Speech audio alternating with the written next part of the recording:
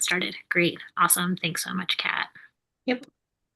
We are, well, setting up live streaming as we speak, so we should be good. Thank you. Okay. Great. Awesome. Great. Thanks everybody for being here. Just like grateful for everybody's attendance and participation. I think we wanted to get started by going over some of the public meeting notes. Kat, do you mind speaking to that since you're more versed in it than I am? Absolutely. I included in the materials for today a overview of public meeting laws, and so that everyone can review those. It's important as meeting boards that, sorry, it's important as a board that is to meet publicly, that if a quorum is reached or more than half of the people that are participating in this board committee are meeting, then it needs to be publicly noticed and available to the public. So I just wanted, so that's, in the public meeting laws, that includes things like conversations over email, like just be really cognizant if, I know there's always a desire to want to like collaborate and talk to and things like that. But if that's something that you all are interested in, is like having more in-depth conversations or finding time to meet, I am happy to put together a public meeting notice. And as long as we can coordinate putting that, getting that on the calendar. And for reference, since there's 9 people in this committee, that means if 5 people or more are meeting, then that is considered a public meeting. And to not be in violation of our public meeting laws, we just need to make sure it's available to the public, posted. Best practice is at least 48 hours in advance. So try and give me some notice that you all want to connect. And then I can set up things like a Zoom meeting and, or yeah. So just wanted to make sure you all were aware as part of the board committee. It's, we have to review that every year. And so those materials were in the materials that I sent everyone for this meeting. And then they're also on the Climate Crisis Response Committee meeting page. So anyone can go check those out. Thanks, Kat. It's really Let me know helpful. if there's any questions. Yeah, happy to help with any of that. Any questions from anybody about that? No. Great. Before we approve the minutes from our last meeting, something Kat and I were discussing is that we don't have a note taker. We used to have a note taker because we had some AmeriCorps volunteers that took that role on. And so I don't know if there's anybody that feels compelled or enjoys taking notes. If so, feel free to volunteer. Um, we also had talked about maybe, I don't know, Kat, if you were able to follow up with the option of like Zoom note taking. I did not find a function yet for that, but I also transparently did not look terribly hard. So I Yeah. can keep searching for like what tools we have to make that more efficient. Yeah, and then we also have like a meeting minutes template. So, Okay. oh my gosh, this now says this meeting is being transcribed. Interesting.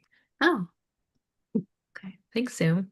It's like it heard me ask that question. Very. No, there's a transcript button on the bottom of my window, so I just clicked it to see, hey, what does this do? Oh, so America heard me answer that question. Mhm. That's very cool. Okay, well that definitely helps. Yeah, so okay. Yeah, and for the meeting minutes purpose of committee meetings, it's usually just like topic and then like discussion points and action items. It's not necessarily like a super in-depth like play-by-play we learned. So yeah, in case folks want to do that kind of summarying as well, that's also an option. Not sure if folks can hear me. we can hear you. Probably not through the right ways. We heard you, Barbie. Did you want to say something about the note taking? Shoot, you might be frozen now. If you want to stick something in the chat, Barbie, maybe we could hear you that way. So just if there's anybody that's interested in taking notes, is there anybody that's interested in taking notes today? Maybe we could do a stick with the transcription, and then maybe we could, what's happened in the past? Have folks rotated taking notes? Or I guess we had the AmeriCorps volunteer for all years preceding. Okay. Well, what if we stick with the transcription? Oh, Jane has a comment. Yeah. I could take notes today. Thanks, Jane. Yeah, and then maybe we can rotate. And then no one has to bear the burden every time. But happy to do it today. Thanks, Jane. I think that would be lovely. Perfect. Thank you. So, do you guys want me to leave the transcription function on or should I turn it off?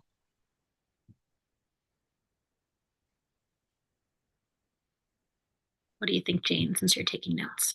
Would that be helpful to you? Oh, sorry. I don't think I would refer back to them. I'm just gonna wing it as we go. Yeah. Thank you, though. Maybe in the Okay. future. Okay, I'll turn it off. Thanks. That's a nice tool, though. So looking at the notes from, or the meeting notes from our last meeting, I just want to reiterate where we landed on meeting attendance, just so everybody feels clear on it. So assuming that Kat will send out the meeting invite a few weeks prior to our meetings.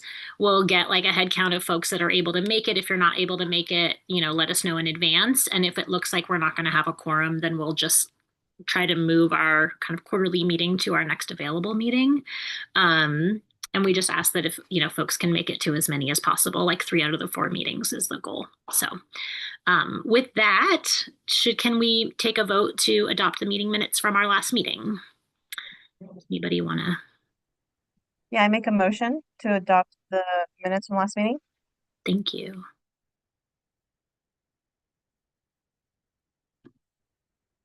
Can second it? All in favor? Wonderful. Aye. Thank you. Thank you so much. Great. Okay, so moving on to our public comment. Do we have anybody, Kat, here for public comment? Okay. We did not have anyone sign up for public comment today. Okay, thanks. Right on time then, moving on to our student update with Alma and Leah.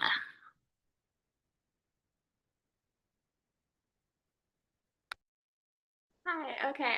So for this meeting, since it's like the first official non-orientation meeting, we just wanted to talk about like what student reports look like, and what our role will look like this year, and see if you guys have any questions or input, or anything you'd like to hear from us in the future. Do you want to start, Leigh? Okay, yes, sure.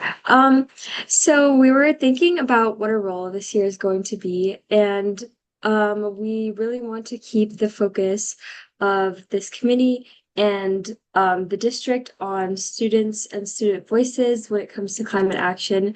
And obviously, Alma and I are just 2 examples of students from our district, but hopefully through our involvement in our clubs and in our communities, we can bring in as many student voices as possible, as well as through the student survey that we hope to do again this year. We can bring as many perspectives as possible to this committee and try to keep that as our focus for this year. Yeah, so in order to do that, we have put together 3 different kind of goals for this year.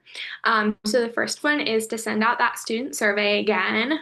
We're thinking of maybe getting input from the board about what went well last year, what could go better, and maybe doing it in a different month where there's less people graduating. Sort of thinking how to get more engagement with it. But doing the survey again with roughly the same questions so that we can compare back and start collecting a database of those responses. Yeah, and then the second thing we wanted to do was kind of investigate the climate literacy pillar of the climate crisis response plan and see how that looks in schools, stay updated on how it's going. We were hoping to talk to Kat about just encouraging more progress in that area of the plan and making sure students in the district know about it and know about opportunities to engage. Yeah, and lastly, this is sort of another kind of question for Kat. but we wanted to talk about the climate newsletter for PPS, which I used to be signed up for, I think, but I haven't been getting emails, so I'm not sure if that's still a thing. Maybe, I don't know if the AmeriCorps people ran it, but whether or not it is still a thing, Leigh and I want to try to get more students to sign up, or to be a little bit more ambitious and create a more student-oriented newsletter that might be more accessible and relatable to students, about climate action in PPS and in the nearby communities. Love it. I'm happy to kind of respond to those different goals, to share my updates and action items I can do to um, inform those, and then also we'll make some space for other committee members to share their thoughts. So for the student survey, I know there's slightly different rules and requirements if something is going out as like an official district survey versus if it's like students surveying other students. I will float the question. I'll schedule some time with uh, our reporting and evaluation team to learn what that process is, to see if we can get this as like a district, something that we can give out from the district's perspective, to be able to have it be like something that's institutionalized and offered a year over year.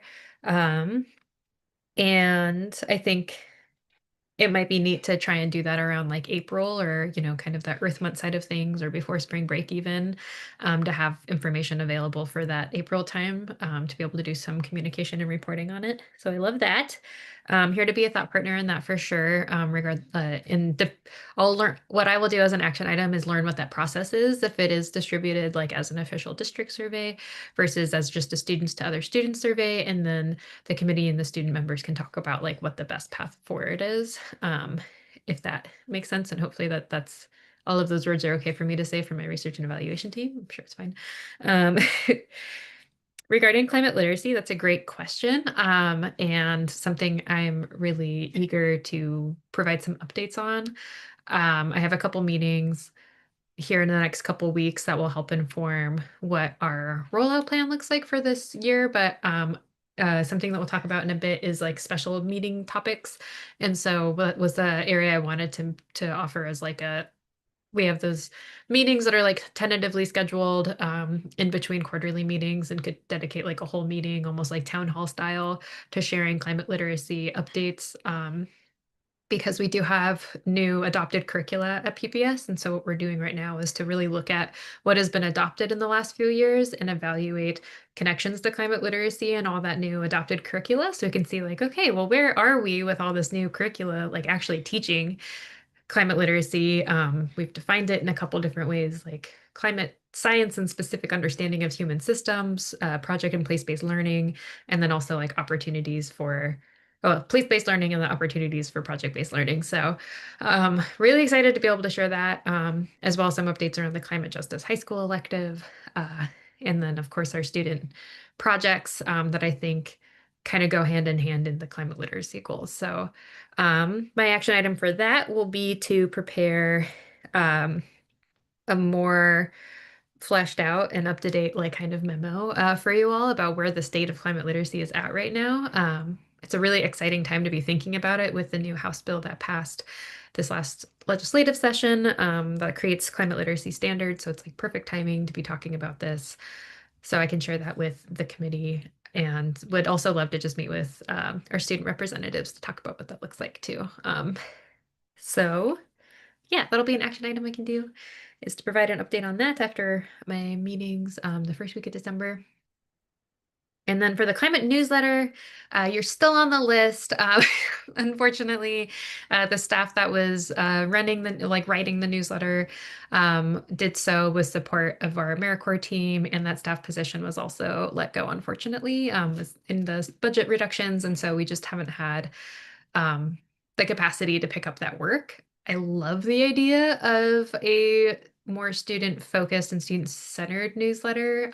The way it had been operating, which was also excellent, was just kind of providing updates regionally and also at PPS of cool things happening in climate and sustainability, which is great. I could see a world where if there's like student newspapers doing cool articles about climate, being able to like procure those different articles and like fill the newsletter with that and having it go out. And the AmeriCorps program got kind of pushed and scooted and things happened, but we do have a person starting in December, which is very exciting, who will be on a smaller term and it'll just be one person, but she's fantastic and we're really excited to have her. And so I could see that being a project she could get really excited about too, is like working with some students to put them together. So just wanted to share that you're totally right that you haven't gotten any newsletter updates because we haven't sent any. Unfortunately, it's been on the mind a lot, but it just hasn't been able to come to fruition. So thank you for putting that back in the front of the priorities. Okay, so my action item from that one will be to follow up also to share some ideas for what that structure could look like that will feel a little bit. I like the idea of having it be like a partnership potentially. If I know we had a really active group of students from the Climate Justice Youth Advisory, and I'd love to revive that space in some way.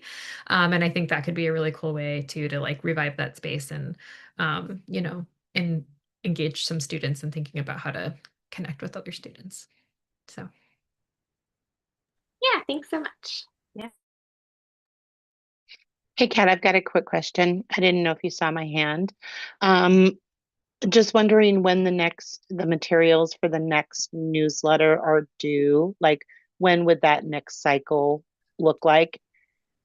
And Well, then I also had an idea. okay, great. I didn't respond because it's actually the student report space, so I didn't like, but if there's questions for me too, that's great.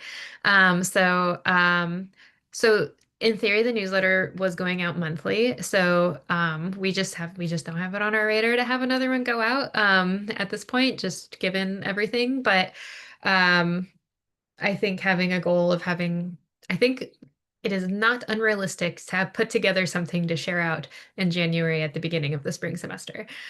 So that would be my goal. And if you'd like to include things in that, like opportunities for students, cool stories to share, stuff like that, I feel good about being able to do that. And I would say if you can get things to me by like the first or second week of December, then I can put that together.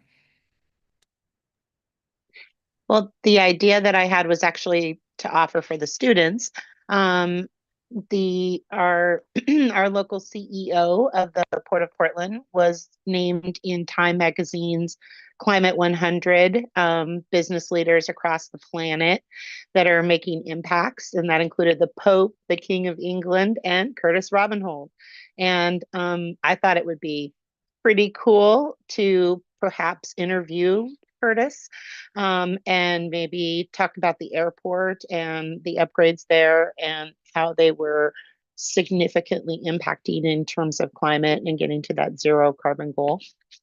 So just an idea. It could wait until spring. It could be over the break, whatever that looks like. But what a great opportunity to bring that information to the rest of the student body and get an opportunity to do that interview. Yeah, that'd be cool. Shannon, did you have a question? I also had another idea regarding the newsletter, but I can wait until the main things get done. So I just wanted to throw that out there so that I remember to bring it up later. So thank you. Yeah, of course. I think we're about done with our allotted time. But if anybody else has any questions or comments or anything that they want to hear from Lay and I, feel free to like email us. Maybe just to thank you both for that. Thank you for being so thoughtful and coming prepared with these three goals. That's so helpful.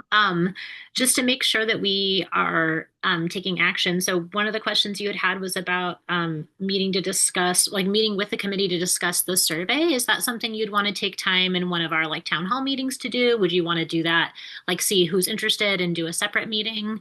What would be useful? I think that after Kat has looked at the procedures and protocol for more institutionalizing it, we can kind of revisit it. Because I was thinking that the committee's role would be more of a what do they think would be more effective this year? What could be improved? But I think that's a little bit dependent on how we're going to send it out, because a lot of those improvements might be in terms of like outreach, which would be less of a necessary topic of conversation if we were able to get it run through the district. Great. Okay, perfect. We'll wait to see then. Great.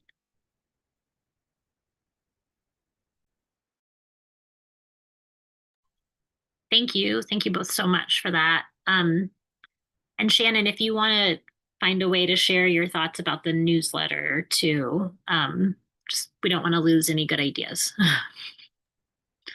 Do you want me to share it now briefly, or do you want me to email it? Yeah, let's share it now. Okay, just I know there is a teacher over at McDaniel who's been there a while, and one of the things and I spoke with him, and he's very runs environmental education. So my point is generational stories. Something the students could do is, and I was going to have some of my students just do this as an exercise, is interview someone. It could be a teacher, it could be an elder relative, somebody you have some sort of positive relationship with, about what have they noticed in their timeline about just the change in the local area climate wise. So it's sharing these generational stories, and that also helps build greater community and literacy between the people that we deal with or that we interact with on a daily basis. Probably some other people here, gosh, maybe I'm the oldest, but just in the 25 years I've been here in Portland, I've definitely seen a change since I moved here 25 years ago, which possibly the youngers haven't seen yet, and to hear those stories. Thank you. Great. Awesome. Yeah, Leah? I was just going to say thank you for the idea. We'll talk about it together and definitely come to the next meeting with more ideas. Awesome. Thank you both so much. All right, we're going to move on to School Board Director Eddie Wang, if you don't mind.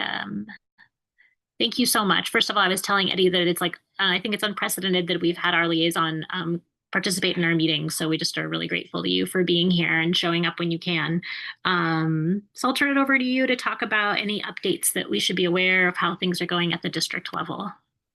Yeah, thanks. Let's see on the agenda, you allotted me 20 minutes. I don't know why, unless you really think board members like to talk a lot, but I don't think I need a whole 20 minutes. Probably just spend the rest of the time answering questions.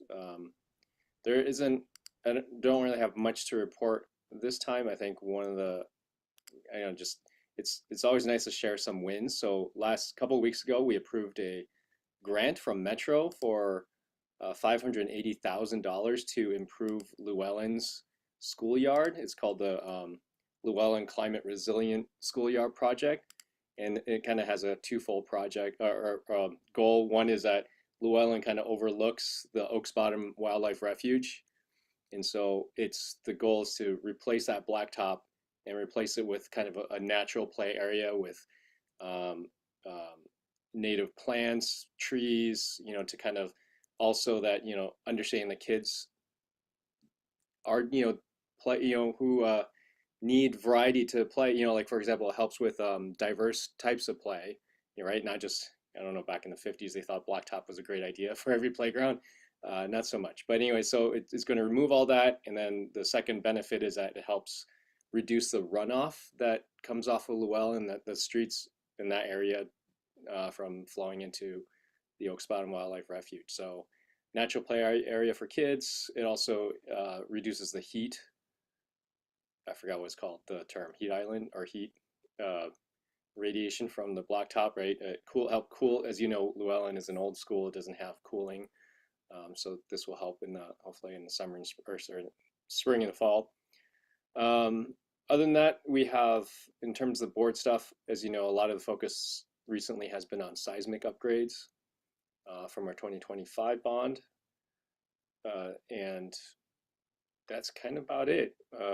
Where, it's most of the climate resilience policy is embedded in a lot of the work that our Office of School Modernization does. And, just kind of keeping oversight in that. In the last meeting that we had, we shared this idea about how it'd be awesome to share that, you know, how PPS is a leader in terms of our climate policy and being able to kind of share out some of the wins. I think there's a lot of eagerness from the board to just kind of have that shared publicly. So I think that's all I got for today. Otherwise, I'd be happy to answer questions and talk about what you want to talk about. I'm also here learning too, because I haven't been to the CCRC meetings before, so this is a great learning experience for me too.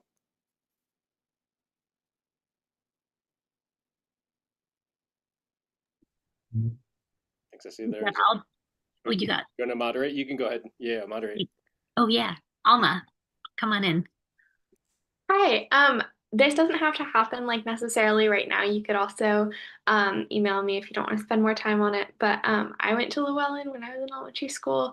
So I'm really curious to hear about the more detailed plans and like will it include like the field also? And is the garden going to be expanded? So I was just curious to hear more about that. Yeah, actually, that's a great. Actually, thanks for asking that. Diana Collins, Principal Collins, has been working on this proposal for a long time, and in her office has a big old poster of the community. A lot of students helped design it, right? It was a very big community project, and so I hope it's probably still in her office, but I'm hoping you can just go in and ask, hey, can I look at the plan? And it's still there. It's big and beautiful. When I was there just probably about a month ago, it was still up, and it's really cool and really pretty. But yeah, other than that, I don't have any details besides just you could reach out to Principal Collins and ask if you can take a look, or have them send it out. I'm pretty sure there's probably a document somewhere that shows the um,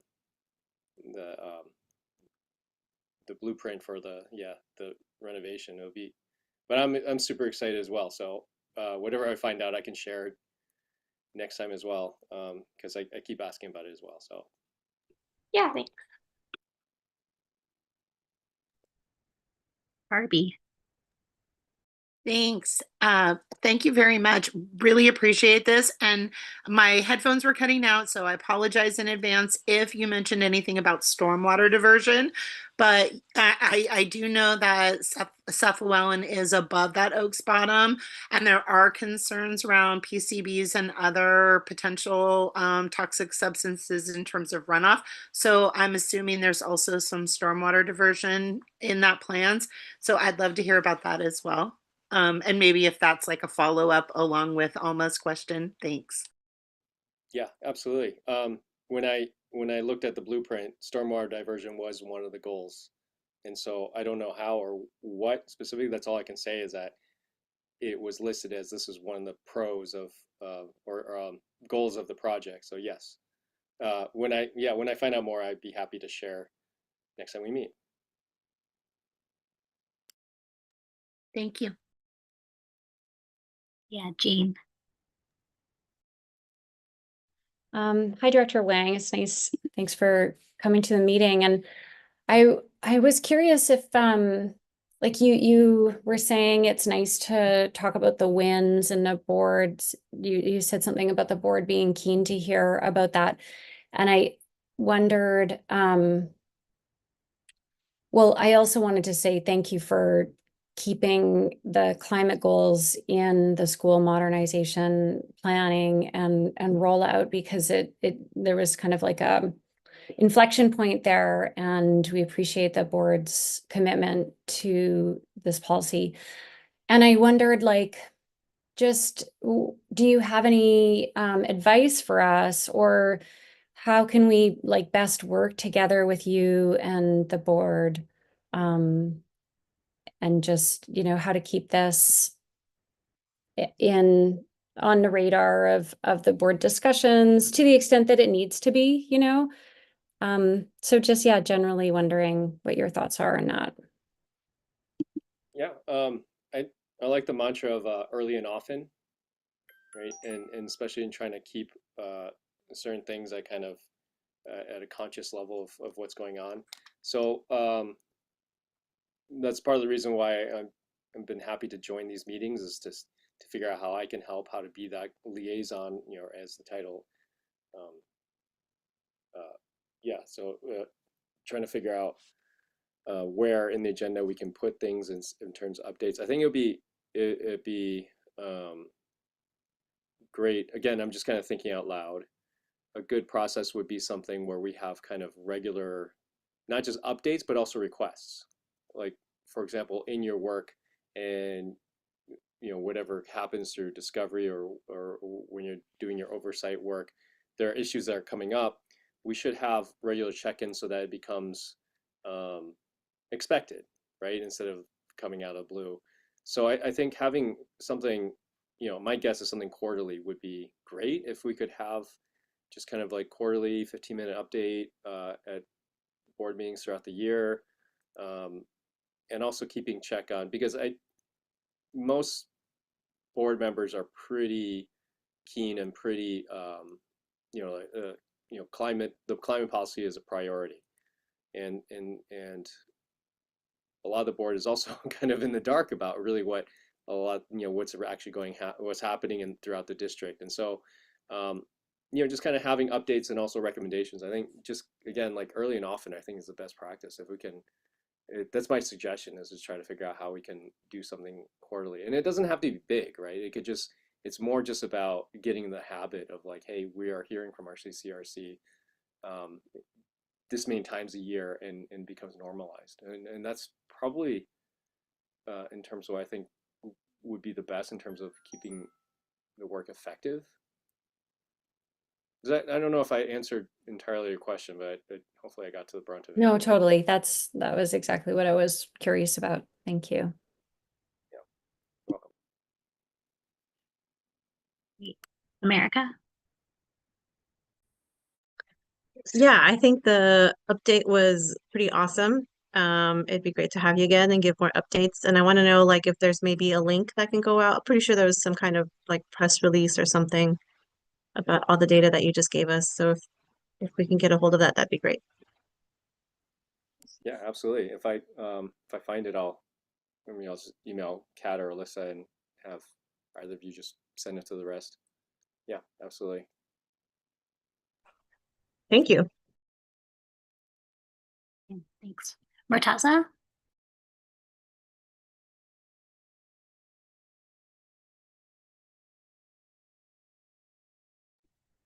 Oh, we can't hear you, Murtaza, if you're there. Sorry about that. I was having some connection issues. Yeah, I was wondering if, with regards to Llewellyn and with other schools in the district, I know, is there an active partnership with the city's forestry department? I know they have programs where they do tree plantings and evaluate schools for additional tree plantings, and to help with not just the improving the school grounds, but also to help impact climate change initiatives. Is there an active partnership going on with them? Is that an option? I think this question may be better for Kat to answer, because we do see sporadic here and there. As in terms of ongoing, I don't know. I would have to ask about it. There's the only thing I can kind of think of top of mind is that through a grant this year we have a staff member that's dedicated to like safe routes to school, and that for example works in partnership with the city. In terms of other city projects such as like Friends of Tree. I keep forgetting their title. That I don't know. I don't know if it's ongoing or not, but I know that people in the district talk with the city all the time. So I wouldn't be surprised if there were, or if it's just kind of sporadic. But I would have to ask about that one.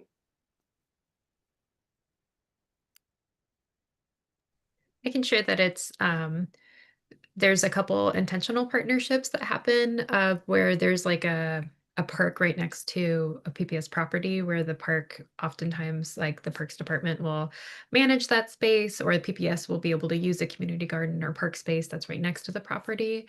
And then in terms of like tree plantings and things like that, we do have like Director Wong said, just kind of like sporadic but great partnerships that happen across the city at different properties at PPS. As we know, like it's never as simple as just planting a tree because there's a lot of maintenance that goes into trees, and is it a good spot in a tree? What's going to be on this property in the future? But I know that the city is partnered with PPS a lot, and we work with Friends of Trees a lot to really like try and increase our tree canopy. But all that being said, all that was a really big response. So we have a wonderful colleague, Monica Fleischer, who oversees our green schoolyards kind of programming and can share a lot about those types of attributes. So I made a note of that to invite her to one of our meetings to be able to provide a more comprehensive green schoolyards updates, because that just falls into the larger green schoolyards and climate resilient schools. But yeah, great questions. Yeah, thank you, Kat. I just want to quickly add, I think one of the stated goals of the grant for Llewellyn was that it was going to be a model for other schools in the future, kind of like a pilot, pioneer. So the hope is that doing something, this project, this Metro grant at Llewellyn, will kind of give a template for a lot of our other elementary schools to kind of copy, and hopefully makes it easier to apply for grants to upgrade those. So it's not a 1 year, 2 year project, right? It's the Llewellyn one is a 1 year project, but we're hoping that this upgrade is, will happen within, the next 10 years. We'll get to a lot of our elementary schools. So anyways, that was one of the stated goals. I just want to share that. Great, I'm going to raise my hand too. Do you happen to know who was who reached, is it the principal that led that grant initiative, or Kat, did that go through your office too? Or was it just like a principal feeling inspired and doing that? As far as I know, I think there was the principal that led the charge, along with a few community members and families and parents that helped along the way. But again, I don't have all the details. I was the only reason I happen to know about as much as I do is because the principal asked me to write a letter of recommendation for the grant, and I did, and we took a tour of the facilities and went over the blueprint about like how this is going to transform everything and what the sketches are in the community built blueprint. And so that's the only reason I know, but it seemed like it was Diane Collins led the charge on that one. Yeah, I just found a couple like Willamette Week articles on it that have a little bit more detail, and it looks like there were a lot of like families at the school who also advocated for it a lot.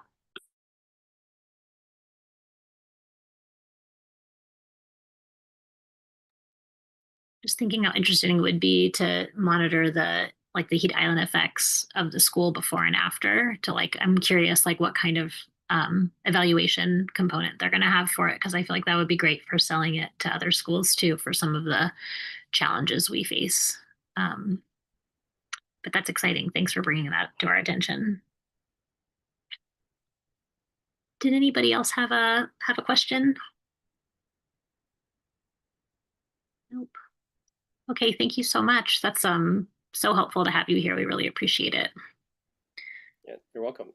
And also I'm just an email away, so if there's any more questions, I do have to also apologize. I'm solo parenting today, so I'll be in and out cooking dinner. So but I'm going to listen as much as I can. So thank you. Great, awesome. Thank you so much for being here. Great. All right. Kat, do you want to take it away? Our next agenda item is a staff update. Excellent, happy to. For a quick kind of follow up to that conversation, I heard Director Wong mention 15-minute kind of quarterly updates at the board meetings, and that's something that I can work with our board manager to find some time on agendas for. So I just wanted to offer that as an action item to kind of note and come back to. Um, so the goal of the staff update today is to provide you all some kind of foundation, because the big topic of today is around goals for the CCRC for this year. And so I wanted to provide an update on some of the goals that were talked about last year in the final recommendations from the committee and what I've heard also in like from committees in the last couple of years. Um, and so what I haven't prepared like a formal presentation because what I've been trying to do is make all these materials more like if I'm going to put it in a presentation, I just actually want to make it publicly available like on our website. And so that's one of the main goals that I've heard over and over again is increasing communication and transparency about how we're making progress towards our policy goals. And the dashboard that we talked about in the past was a big way to do that. And I wanted to share an update. So really quickly, this is what happens when I don't have a a PowerPoint in front of me, but the goals I want to share about are around the communication and transparency, kind of accessibility of information, what we're doing around the policy at our district, around also there was a discussion around engaging with volunteers and volunteer capacity and how to build that out really intentionally to really help bring in the community and add some more efficiency and like real like sustainability and longevity to our programs because we know the internal structure can be a bit tumultuous. And then also just talking about, I think those are probably the biggest ones that I'll touch on in our couple minutes today from last year's report that I think will be really helpful. So just to kind of get started around that transparency and accountability piece, I first off want to mention that we have what I'll share with you today is a draft of a new dashboard that we're working on internally for the superintendent's strategic initiatives. This is a super draft, and this committee might be the first committee to see it, slash anyone to see it. So just bear that in mind that this might transform and change. And if anyone in the public is watching, like all of this is what we're conceiving of a way to make progress really transparent to the public. I'm not sure exactly where it will live, but it should be exciting. So on this draft dashboard, we have different strategic initiatives of the superintendent, and then of that includes a climate crisis response area. So I'm just going to share that area because that's the area that I have, that I've gotten to build out and manage. But to show you what this will hopefully look like is that we'll have this landing page where you have a link to the policy, really brief overview, and then it breaks the I'll try and see if I can zoom in a little bit because I am positive this is probably not as easy to see as it is on my big screen. Mhm. Let's see. Now we're learning, do I know how to use my computer? Okay, well, anyways, Like Command Plus, it'll do it. ooh, thank you. Ah, wonderful. Thank you. Hopefully this is a little easier to see. Okay, so it'll be broken out where you can click on each of the pillars to learn more about them. And so let's say pillar one, for example, again, just really brief overview. What does this pillar include? Which is reducing environmental impacts and costs. A really high level overview of progress towards our decarbonization goal. And then you can click into each of these different areas. I want to note that I've actually simplified the language from the policy to make it more accessible so that the policy goal 1.3 doesn't say, well, it actually might say maximize benefits of green school yards. But the idea is that I've tried to take the language and turn it into something that is a little bit more user friendly and less policy heavy. But actually I'll just click on this because we were just talking about this. And the way this works is that each objective of the policy is then listed as one of these strategy areas. And then there are specific actual progress towards this goal. So for instance, you can see, I don't know actually if you can see, but right now we have all these different vision plans for the schoolyard vision plan and development for different schools that we've earmarked either from grant funding or funding from different I believe there was some funding in the bond for this as well, but I'm not exactly positive. But it just basically is able to show all the different projects that are happening at PPS that are making progress towards each of these goals. And then we can do that with a variety, with any of these different areas. For our energy efficient and adaptable schools, we've got all of these different strategies, which are just the objectives listed underneath the goal and the policy. And then, some of the really just like tangible projects that we're working on this year to keep this moving forward. And then I'm going to share really quickly our website, which we'll use in pairing with this. And then I'll be able to kind of take a pause and take some questions. Also, I'm looking at another screen, so I know it looks like I'm just talking to the side, but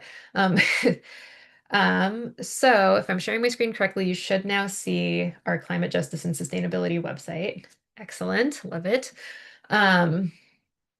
So to pair with the dashboard, when this is able to be all official and works together, I've been updating our climate justice and sustainability website to try and be more user-friendly and engaging and helpful for the community. So I've started with these 6 areas. There's 3 more areas I'm going to include, like including climate literacy, climate resilience, and then a get involved page.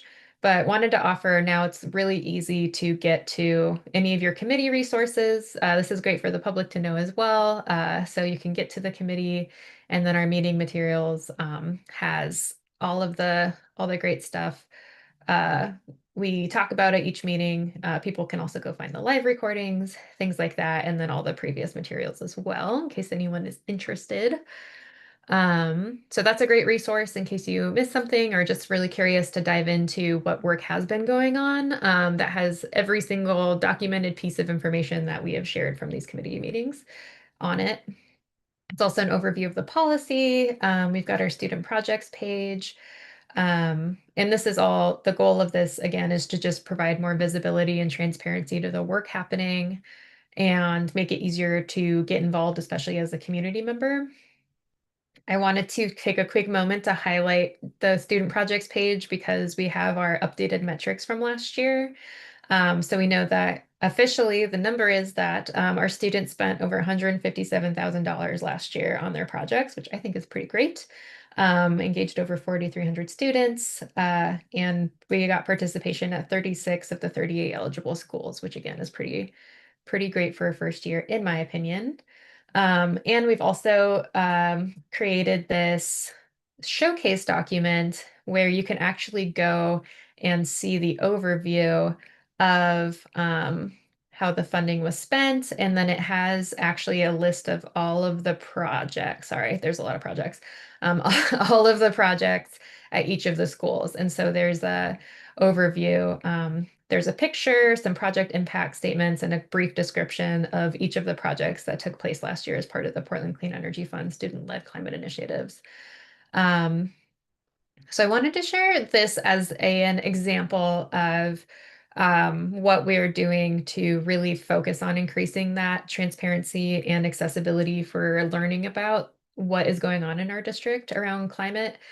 I have been meeting with different folks to make sure that I can have as robust of a dashboard update as possible, and then can use this landing page to tell the story of like what is happening and how it's happening.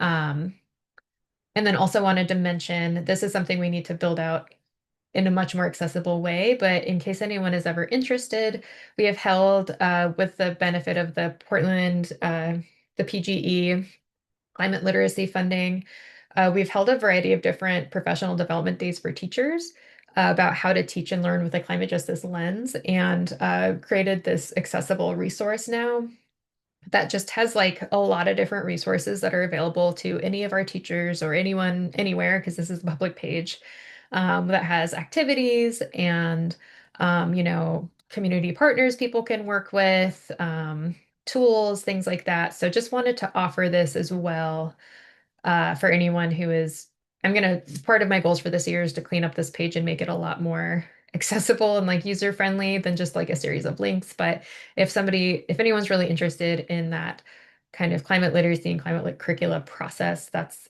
or has a teacher that's like, I really want to get involved, but I don't know where to start. The Oregon Climate Education Hub is a great place to go. And then we've also just tried to make this resource available as well.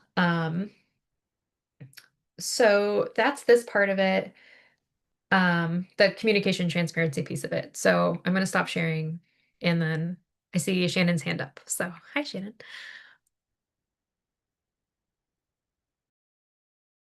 Oh, Shannon, you accidentally muted yourself, I think. Excuse me, thank you. You already stated this, I'm sure, but the dashboard information you showed is not up in public yet? Or it is? It is not yet. This is very draft, very, like I said, you all might be the first people to have seen it, and hopefully it's all right that it's now been shown, but I've stated it's very draft, so hopefully it's okay. Yeah. So we can't go find it just yet? Not yet. No, Okay, hopefully great. soon. Yes. Thank I'm you for hoping- restate. Yes. Okay, thank you for restating that. I'll look forward to it. Yeah, and I'm really hoping that that space provides an opportunity to like see the actual projects that humans are working on every year. So like, because sometimes for one, our policy goals are huge, and it's like we're making progress on them, which is great, but sometimes just numbers and percentages can feel really intangible. And like, I think one of the questions that we get a lot is like, well, what does the central office do? And like, what is even happening at our schools? And so my goal this year is to really build out a system for collecting in responding to the question of like, what does our central office even do? And then around like these different goals. And then with our student project advisors that are each working on the student-led initiatives, we're getting a much better sense of like what are our schools doing. So that's the next big lift, is to have that level of detail, but like what are the projects happening at Lua? And I actually wasn't involved at all in that grant. I learned about it at the same time at the board and everything. And so I was like, oh, neat. This is good to know. So that's like, it's a big district. And so things like that happen. We're like, that's amazing. You all are doing this amazing work. I didn't know about it. Great. So yeah. Oh my gosh, we got 3 hands. So I'll start with Barbie because I saw your hand go up first. Mine is super quick. Great work, Kat. This is absolutely beautiful. I think the old dashboard and site was great. I know the work that went into it, but the last conversation that we had around how do we tell that story, as well as have the accountability, you've done a marvelous job. The way that it drills down and makes the connection under the pillars and really makes that direct connection around the work and gives people bite-sized, accessible information. Great job. All right, I'll stop. Thank you. I appreciate that. America, I think your hand was up next. Yeah, I just wanted to say the same thing, that it looks great. So thanks for sharing. Good work. Thank you. And then Jane, your hand was up too. That's all. I just wanted to say that I think it looks great. And yeah, I think of how I would have felt when you had to like let go of the other software and all the work that went into the first version. But I'm with Barbie. Like, I think this looks like a even better. Like, hopefully you're finding it hasn't been too painful to recreate it also, but excellent. I'm so excited to see it up. Did you mention when you expect to make it like publicly available? I did not mention that because I'm not sure yet. I want to give major props and kudos to Richard Smith, who's on our research and accountability team. This is, for one thing, I'm going to just celebrate the heck out of the fact that this software that we're using is actually part of our Google Suite software. And so it's something that's free and that the district will be able to manage ourselves instead of relying on like an outside contract, to just hopefully that we get to like continue using them forever. So that feels really good. And he's developed a really, really simple process for being able to update it. So we'll also be able to update it live, which is great. So as I get random bits of information, I can put it in there and that'll be up there. So I'm not entirely positive what the rollout date is, but I know it's ambitious. Like when we started having this conversation a few weeks ago, the answer was like by the end of November. So yeah, so that's why I felt pretty good about being able to show you a draft, and then we'll just be able to keep building on it. So my goal was to just make sure that there was there was just stuff in there from what I knew and from what I could get from our project managers in a short timeline to just populate it to show what kind of information it will have. And then I have, I'm developing that kind of quarterly updating sequence with those project managers to just keep building the robust look of what is included. Because they're starting to realize like, oh, wait, we could include all of the buildings that are getting like building envelope updates and are like climate resilience ones. And we could like show where all the window up. I'm like, yes, that's the kind of like granular level stuff I actually really want to include on this. Like these are all the schools that are getting all this different work is happening and making sure our project managers, they're already doing it. And so just making sure we can help like really identify what kinds of projects they can share. And then anyways, yeah, so I'm excited about it. I'm a data nerd, so this is exciting to me. Yeah. The other piece I wanted to mention as a real piece of thoughtfulness that I have been chewing on since the committee provided recommendations in June was around the building out volunteer capacity side of our work and our scope. So one thing I wanted to celebrate and highlight as a huge game changer this year was for our student climate projects. We have Carrie Jones Bahara, who you all met last meeting, is excellent. She's our climate projects coordinator, then funded by the Portland Clean Energy Fund grant. And some of the things that PS is doing to provide some funding to support that grant rollout is to contract with Eco Schools Network. And so we've been working with Eco School Network to provide volunteers, parent volunteers, basically connect our climate project advisors at all the schools with like parent volunteers to help support them, because it's just to have another adult body that knows what they're doing, that can help handle some administrative tasks. If you know anyone who wants to be involved in something like that, it's been a really successful program. They're an amazing partner. They're already in our K-5 schools, many of our K-5 schools and some of our K-8 and 6-8 schools. That group coordinates parent volunteers to become, just eco champions and help really support the students doing cool projects. And so it's just been a great partnership, and they've provided some really wonderful resources that now we can use, well beyond this year for how to implement projects for that, like teachers and students they're really user friendly. And then another thing I wanted to just celebrate and highlight is that uh, assuming everything goes according to plan, we have a goal of doing another community care day style event in April around Earth Day to be able to bring the community together around that like schoolyards maintenance and like tending to our spaces side of things. And I think, as I alluded to earlier, where it's never as simple as just planting a tree, that's something I'm really excited about. To be able to expand our thought around like what it really looks like to have community care towards our schoolyards and our school spaces, really have the neighborhood schools be something that feels like it's like, welcome to and part of like just the neighborhood culture of taking care of these spaces together, especially when we see our maintenance teams just like continue to just try and do the things we need to do to keep our properties safe and tidy. So I just wanted to offer that. Stay tuned for more information on there, but continuously thinking about ways that we could tap into volunteer support, and wanted to plant that seed as well as you all think about committee goals for the year. So that's all I have for today, besides the overview of potential committee meeting dates and special topics to talk about. But I was actually thinking maybe that's a conversation that could happen after you all discuss the goals, because then we could align the two accordingly. Quick question, Kat. Could you tell us about, as far as communications go, given like the reduced capacity, what are the communications that like go out to people? Can you specify what kind of communications and people you're thinking? Yeah, I guess how is the community, like school community, learning about the work of the climate work in our schools? That's a really good question.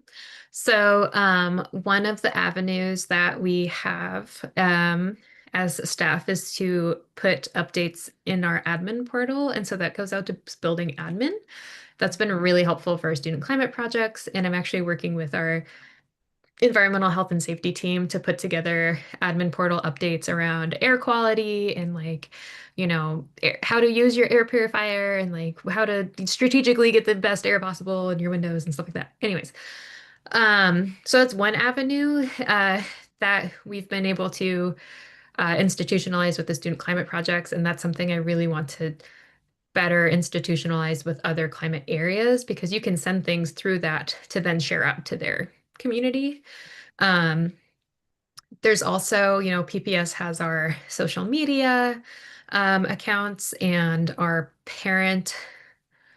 Oof, I'm trying to remember. I'm sorry, I'm trying to remember what it's called. Last year it was called something different. Parent view, parent directory. Yeah, that sounds right. It's like a news, it's like a news like communication push style. Trickery. Yeah, Trivery is another one. Parent Square, thank you. It was Remind. Yes, thank you also. Yes, so there's that. I haven't tapped into that this year yet, but it's something that uh, we spent quite a bit of the year really focusing on getting the projects up and running. But now that like I think learning about what the committee's really excited about, and I can align kind of all of these communication resources to launch where we can get that kind of, if that's a good avenue where people tend to receive updates, that's an option. And then I would actually also like toss the question back of like what would you all think as kind of community members and folks on this committee as like where do you go for learning about updates and like how do you hear about things or where would you want to see them? Because I want to also be really effective and strategic with my time and energy. And having a student say like, "Where's your newsletter?" was like, "Oh man, I gotta get the newsletter back." Like I didn't, we knew that was a great newsletter, but I didn't know students were reading it. So like that's like what a good feeling to know that the newsletter was like whoever hears that, noticing it was missing. So that was great. But yeah, so stuff like that where it's like where are you? Where would it be effective? And we also have the YouTube channel. Like we've got a bunch of options for getting communication out. Yeah, feedback on like what would be the most effective or helpful, I think is great. That's great. Thank you, Kat, for that. Yeah, and we know that you're one amazing human. Can't do it all. Yeah, but if I'm updating anyways on these other areas or for the meetings, then I can like translate the things I'm going to be updating anyways about to different communication spaces. So it's all we're gonna get it all lined up. So it's gonna be good. Absolutely. Absolutely. Yeah, Murtaza, go ahead. I was gonna say, school PTAs would be a great option to use, especially to help recruit for volunteer projects. That's a great idea. Yeah, I I'd be need to learn how to connect more intentionally with PTAs. That's something I haven't quite dove into yet, but I've heard from quite a few folks in PTAs that they would actually love to have, someone come and present about like the policy and like what our schools are doing. So that's something I would love to offer as well.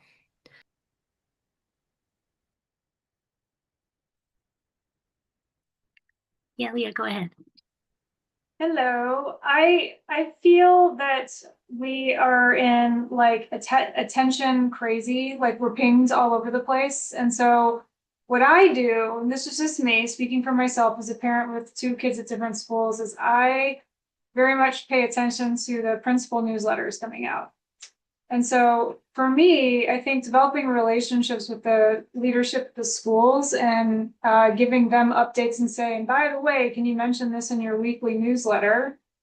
And that way you're also tapping into the local PTAs and you can advertise announcements for needing parent volunteers for these things. And I think that I just heard from a communications expert, because I was just at a conference at the World Forestry Center this week, and the communications expert said, you need to say the same message 7 to 8 times before people actually, it starts to really seed in. And so I think just strategic repetition and then planting seeds within the local schools themselves, because I think that everybody just so closely identifies with their own school and that the schools are really an anchor for those communities. So you could go broad with these apps, but I think going local is really important too. That is great feedback. Thank you. I've heard that as well, and I found that to be true in my life, the 7 times piece, which is kind of funny. But I could even see that being an opportunity for having a active community group of volunteers where they can, get the updates and then help kind of disperse that information into their community and stuff. So I'm kind of thinking like strategically now. But yeah, I love that. Hmm. For the sake of like this being a public meeting, I wanted to call out in the chat that Barbie offered that Trivery is epic, which is true. It's a great app. We get the most engagement when we were able to share on that app, and then just also offered information about 7 a.m. updates for that happen already from other meetings and kind of platforms and stuff that we can be cross-platforming too. So yeah, I love all of that, and I think that's where I'm really eager to get this info this system set up where the project managers can be sharing information with me because my role is kind of like working with, let's call it about 50 different project managers to understand what is going on in our district so that I can then disseminate that information. So I'm really eager to see this process getting a little bit more fine-tuned as we, you know, continue working through different tumultuous times.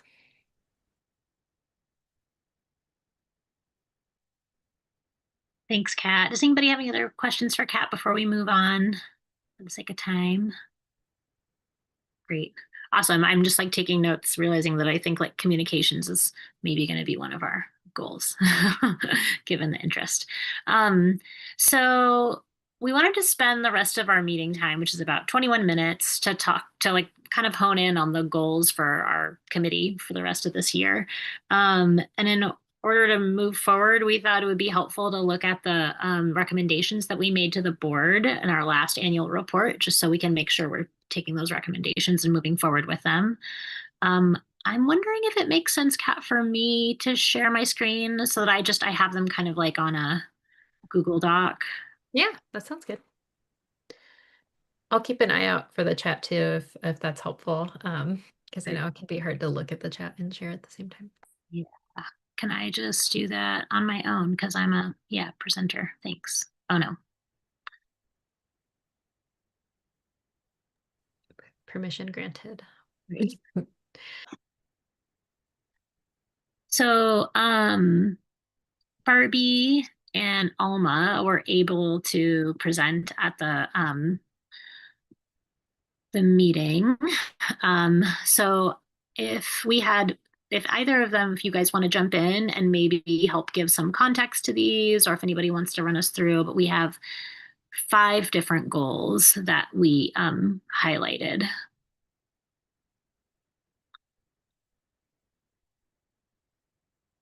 Let's see. Well, I'll jump in. And I'm going to go right to number 4, which is institutionalized student voice. And that's a lot of what we've been talking about today. Really carving a place and operationalizing what it means to have student perspective and voice represented as part of the fabric of PPS. And it started really with the survey that was generated and created by the students. And then Alma, Leah, I would love for you to jump in around what that experience was for you and where you see that moving in the future. That was that was that was part of our discussion, was how do we make climate awareness, that survey, a reoccurring annual measure? And then what does that look like to continue the cultivation of student representation, that ongoing advisory position, as well as how are we fostering that succession plan for students as they move on? How are they bringing new students in? And Alma, would you add anything to that? And I would just say that we really, as Kat was talking about earlier, and as Leigh and I shared earlier, if there's a way to run this through the district so that it really is fully institutionalized, that would be great. We could have new data every year. But it was last year we reached almost 300 students, and there was some really surprising and insightful responses that I think were very telling, especially in terms of communications, as we were talking about before. There's a lot of kids who just aren't at all involved in activities at their school, and they're not getting any of this information. They don't know about any of these amazing things that are happening. I think, which is part of why Leigh and I were interested in making a newsletter that was more student oriented.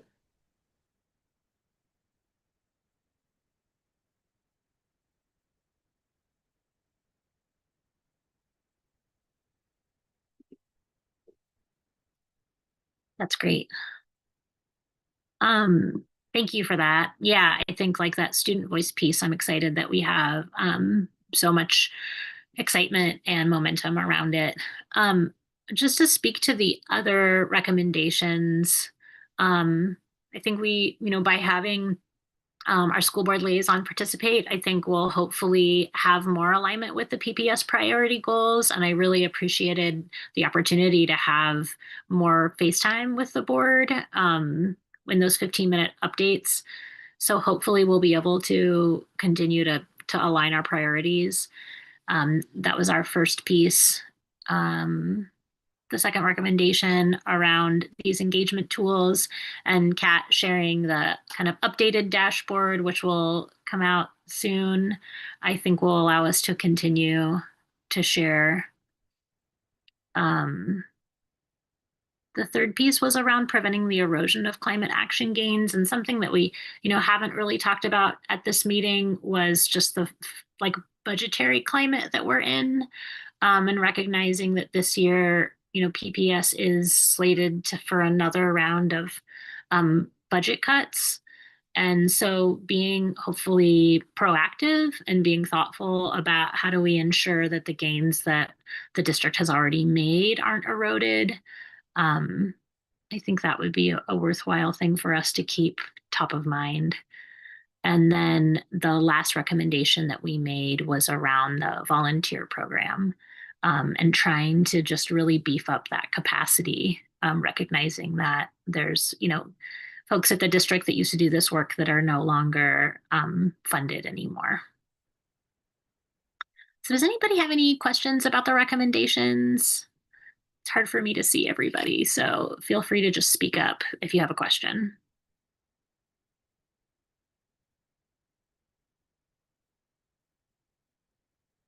Okay.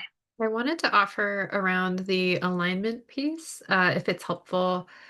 Our superintendent has some pretty clear district goals that we're working towards. And that's something that I've been working this year to really help position and really prioritize like what PPS climate work is most in alignment of those goals. That's something that was talked a little bit about last year, is like in a world where we do need to prioritize what goals get moved forward at a higher priority, in a world where there's just, a lack of staff to take on everything. I wanted to share that some of the goals for the superintendent that I think really resonate with this policy, especially, are like increase attendance. I think that when we're talking about our schools and heat challenges and snow challenges and all of the, and climate anxiety and existentialism and all of these things, all of that contributes to challenging attendance rates. So that's a place that I've seen like a really clear connection to. Like if we have to close schools because it's hot, that's like a clear like we're missing hours. So that's an area I've drawn a lot of connection to. There's also ninth grade success and literacy and math are some of the other goals that are major goals to make sure that we're feeling really good about our students achieving the academic excellence and where they can be and make sure that they're able to keep attending and feeling good. And then the last thing I wanted to share was our Growing Great Schools goal, which is really around enrollment and like really celebrating neighborhood schools and the cool things that happen at neighborhood schools and what's going on there. And so that actually comes down to the piece that Leah was just talking about of like localizing the awesome things happening at schools. Part of my challenge has been like learning about all the great things happening at each of the different schools. So maybe that's also like an opportunity to crowdsource some cool projects or create a crowdsource way of saying like, hey, did you know there's really cool things happening at this? There's like a great, I'm aware of like, for the most part of the gardens that there exists and like community partnerships working on those gardens and stuff like that. But there's just great stuff happening at, I mean, it's a big district. So wanted to offer that. Yeah. Hey, Pat, have you started to think about any solutions for that? I can already think of something that I could potentially help you with in terms of developing a framework for submitting the information and follow up and updating and volunteer, right? Yeah, I would love to talk with you about that because I haven't thought of it because when it came out of my mouth was the first time that I thought of it. So yeah, I think I that would have be a great. solution Yeah. for you. That's already part of your suite of tools that you could manage. Yeah, Leah. I have a lot to learn and I'm gonna read all the reports so that hopefully I don't ask ignorant questions, but this may be an ignorant question now, but I think in terms of the goals with I'm thinking about the infrastructure and the electrification plans. Are we prioritizing certain schools in the district that are really probably suffering more? And I'm thinking mostly of our urban heat islands. Portland has some of the worst urban heat islands in the nation, and we know that from our own studies at Portland State University, right? And so I'm looking at the heat vulnerability index map, and we use this up at OHSU and teach climate change and health at the School of Medicine around, we do best practices depending on people's geolocation and where their increased risks are because of heat. And so I'm thinking about the absenteeism.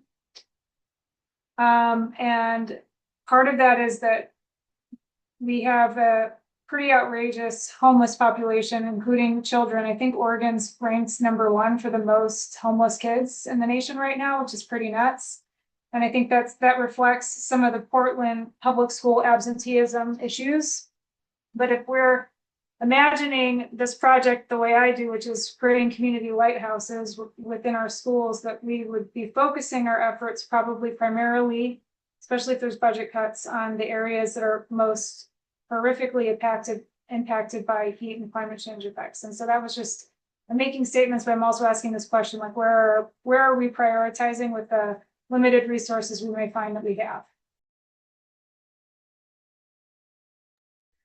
That is such a great question. And it's, I think, really important to make sure that we continue to ask those questions. And I don't think they're ignorant at all, because part of what we've been talking about is like, as new people engage in this work, like how do we make it accessible and know that it's happening?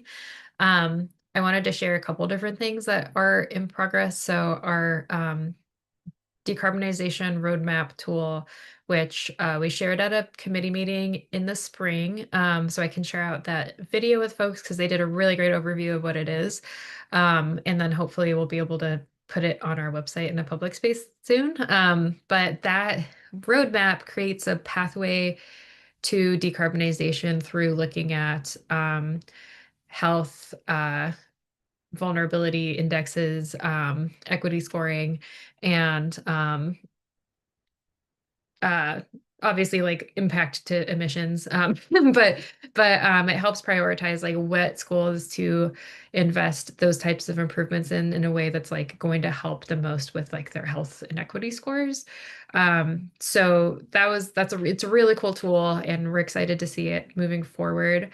As we It's been a little bit of a challenging, like there's so many needs in our buildings, there's so much deferred maintenance. And the other challenge that's been rising a lot lately as well is the seismic risk in our buildings. And so there was a lot of the bond had funding allocated for HVAC improvements that recently got reallocated to seismic improvements, and the challenge is that like it's all needed, right? And so that's been one of the things that like we're just kind of grappling with too is realizing, okay, well, we still need to make sure that these schools are habitable in the summer, which is going to happen in a few months. And so, or like we have a plan for how to mitigate this.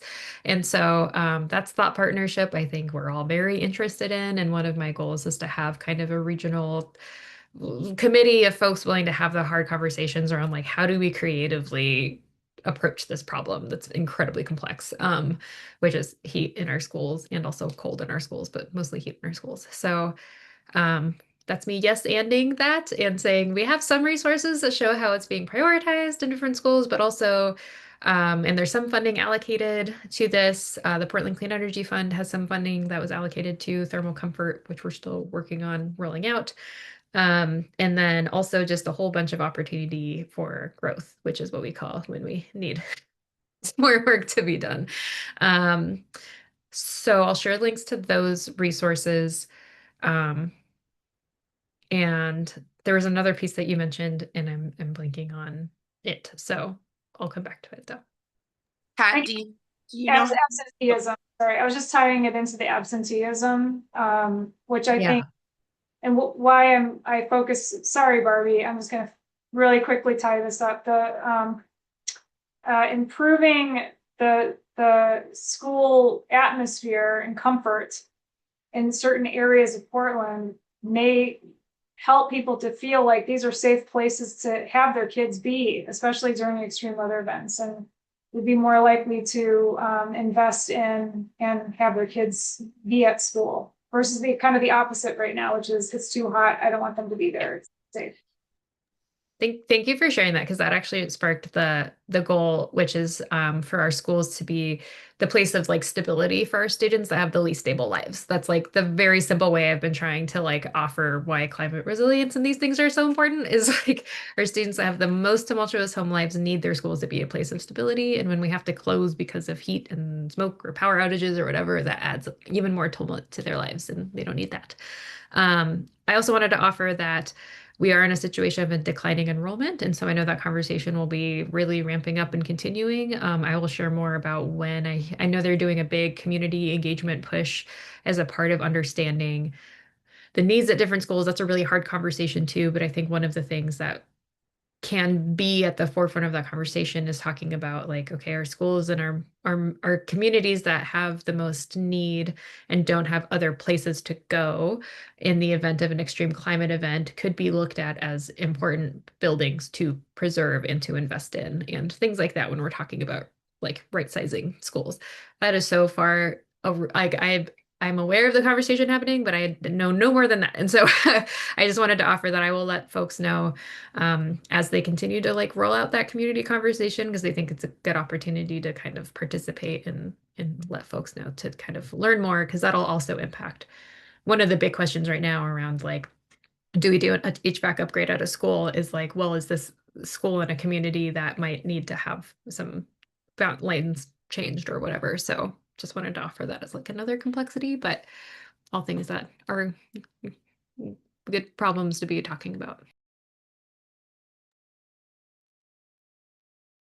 My question was actually around how much money was, or if you know how much was moved from HVAC upgrades to seismic, and is there any consideration of going after some additional PSEF to make up for that this year? And would you like help writing? I'm just saying there might be additional funds. In fact, they have an additional 150 million each year for 5 years that they have announced in additional community funding. So that might be a potential option for some resolution for that. I would like to offer that since PPS has gotten 2 pretty significant PSEF grants, we are open to going for it, but have also been told that we might not be the strongest competitive applicants since we already are receiving funding in different areas, but love the enthusiasm, especially if there's a school specifically that, like the Llewellyn grant is a good example of like there's a school specifically that wants to do a project. There's potentially an opportunity there, but wanted to offer that. But love the idea of abundance and going after more money if we can.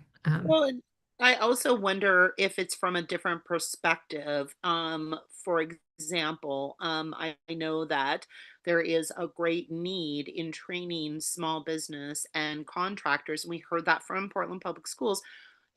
We heard that at the board meeting, questioning around the procurement and solicitation and why the numbers were not higher for SBE and DBE participation and utilization. And one of the ways that you can increase that is potentially do a program where small businesses are trained in HVAC upgrades that meet LEED certification. And then as part of that program, they get certified. And then the program would fund that. So it wouldn't necessarily, yes, it would benefit PPS, but it is essentially training community contractors so that they can go forward and have that higher level of HVAC, that type of certification, if just in that area. For example, it could be other things like A&E and getting them so that they are LEED installation and design certification, things like that. So anyway, not to take up a lot of time, but there might be a different perspective in terms of utilizing where we're tapping into that community piece and partnership.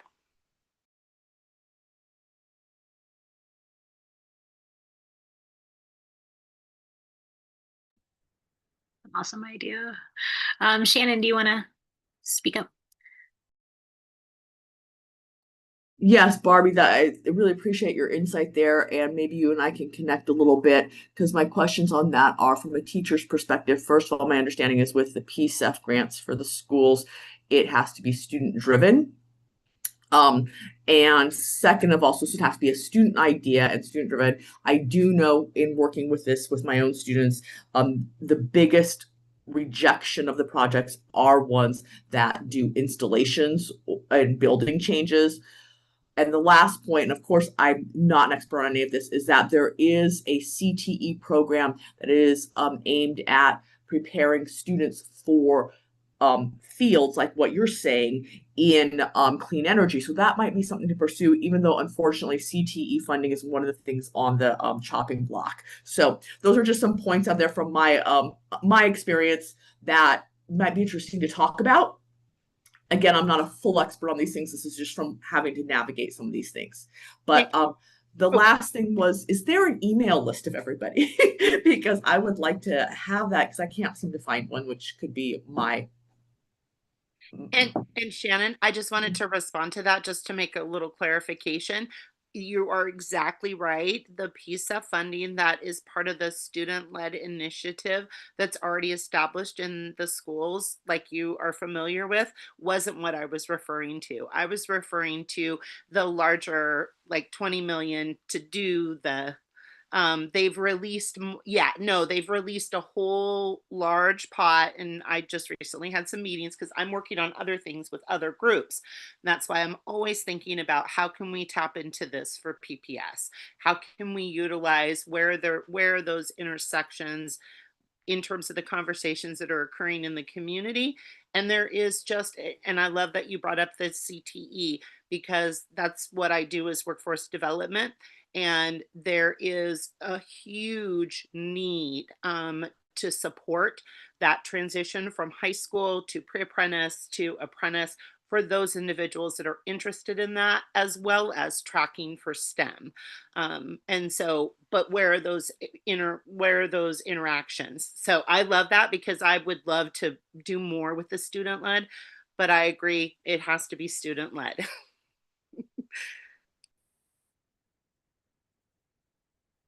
Awesome. Thank you all. This is fascinating. I want to move us back to the goals. I know that we have 1 minute or 1 minute over time. So if everybody's available for the next like 5 minutes, I'm hearing a lot of, I'm just going to like say what I'm hearing us talk about and see if maybe we can kind of like fine tune it. I'm hearing us talk about communications as a committee, whether that's communicating directly through the schools and the PTAs, but trying to support some way that we could support with communicating the work of the climate. Also communicating with the school board and just supporting that like connection. I know, Kat, that you said you were going to put that on your list. Talking about the student voice and the survey seems like something that we wanted to focus on.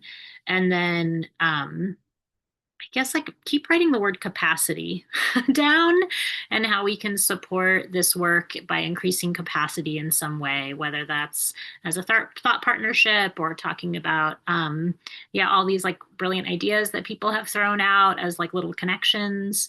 But those are the kind of like 3 buckets that I'm thinking of. Can anybody want to like jump in there and help refine that? Yeah, Jean. Just a clarifying question. So are we trying to, so you're just checking it, like we reviewed the priorities that we set out at the end of last year and it's like, do we want to use those or something else? Is that kind of where we're going here? I guess I think we definitely want to continue to support the recommendations that we made last year.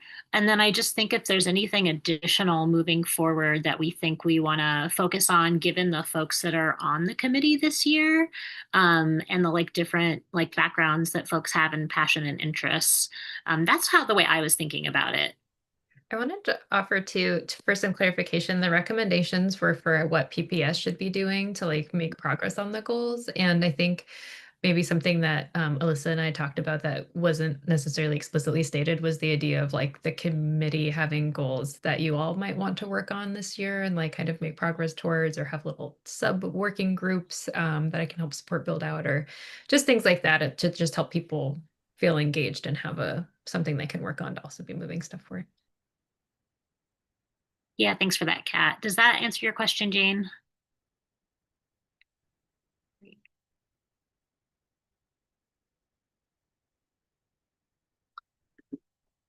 Is there anything else that folks feel like they would want to? I mean, I know that we'll have our town hall meetings where we'll have opportunities to go a little bit deeper and share ideas and brainstorm. Anything else that folks are feeling engaged to talk about?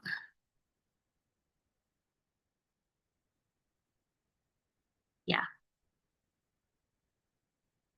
Okay. Great. And then Kat, you want to jump in with the meeting dates? Yeah, just really quick update. I'm still getting this confirmed, but Director Wong and Board Manager Roseanne and I were talking about time for the CCRC, and I had to do like a annual report together. And given the feedback from last year's committee and like when students are available to participate and everything like that, we talked about having April actually be a time to do an update to the board. Again, Earth Month, all that stuff. And so April 14th has been talked about as a potential day. So I wanted to put that on people's radar. I'll confirm when we have like the official date set. But that's something that can also be built out into like when what the committee's working on, and then meeting dates after that date can be really looked at, like, providing more. There's other things that can go into it, but just wanted to throw that out there in case there's immediately somebody who's like, absolutely not, let me know. But I'll share when I have that officially confirmed. Great. Thanks, Kat. Okay, wonderful, everyone. Thank you for staying 5 minutes over. Thanks for the great conversation. I feel like we could spend a lot of time chatting. Thank you, Jane, for taking those notes. We appreciate it. And maybe with the agenda for the next meeting, we can try to get somebody to like volunteer to take notes. So thanks, everyone. I really appreciate you being here. Thanks, Great everybody. meeting, Alyssa. Thanks, Kat. Thanks, everyone. Thanks, Good to see everybody. Take care. Okay, I'm going to. Kat, can I ask you something? Oh, Yeah, I just stopped recording, so. okay, great.